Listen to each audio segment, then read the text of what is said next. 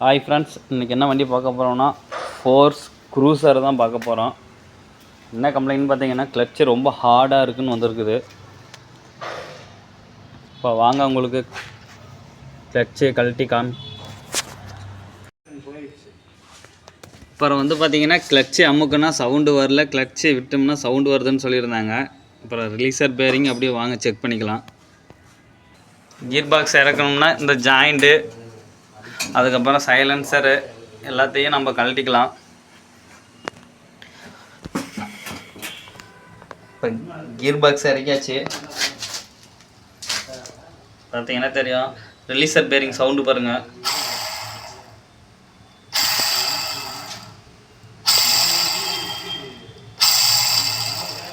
இது ரன்னிங்கில் ரொம்ப அதிகமாக சவுண்டு கேட்கும். இதே மாதிரி கிளச்சு கவர் பாருங்கள், கிளச்சு கவரு தேஞ்சிருச்சு. இந்த கவர் தான் கிளச்சு ரொம்ப ஹார்டாக இருக்கிறதுக்கு இந்த கவர் தான் கம்ப்ளைண்ட்டு. அதாவது கவர் பிளேட் ரெண்டும் மாற்றி விட்டுடலாம். ஃப்ளைவீல் நல்லா தான் இருக்கு. அப்படியே ஏத்தல் கொடுத்து த்ரூ பண்ணி போட்டுக்கலாம்.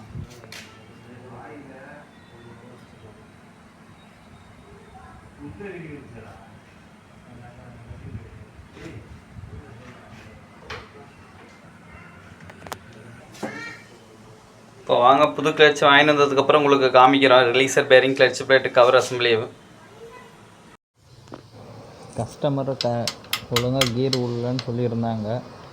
இப்போ பாருங்கள், இந்த புஷ்ஷு போயிருக்கு, சுத்தமாக புஷ்ஷே இல்லாமல் இருக்குது. அதனால தான் உங்களுக்கு கீர் ஒழுங்காக என்கேஜ்மெண்ட் ஆகியிருக்காது.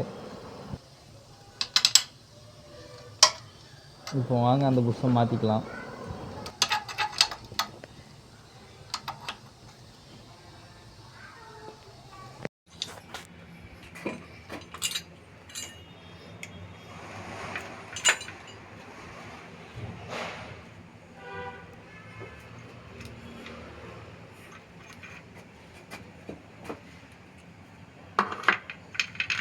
நம்ம கிளச்சு செட்டு புதுசு போடும்போது கம்பல்சரி கிளச்சு எம்சி, எஸ்சி ரெண்டையும் மாற்றிடணும்.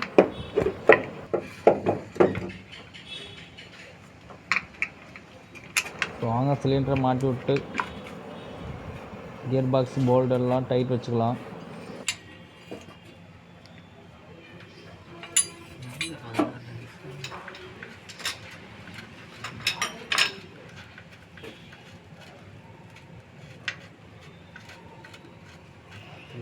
மேலே போடுறோம், மேலே வரும்.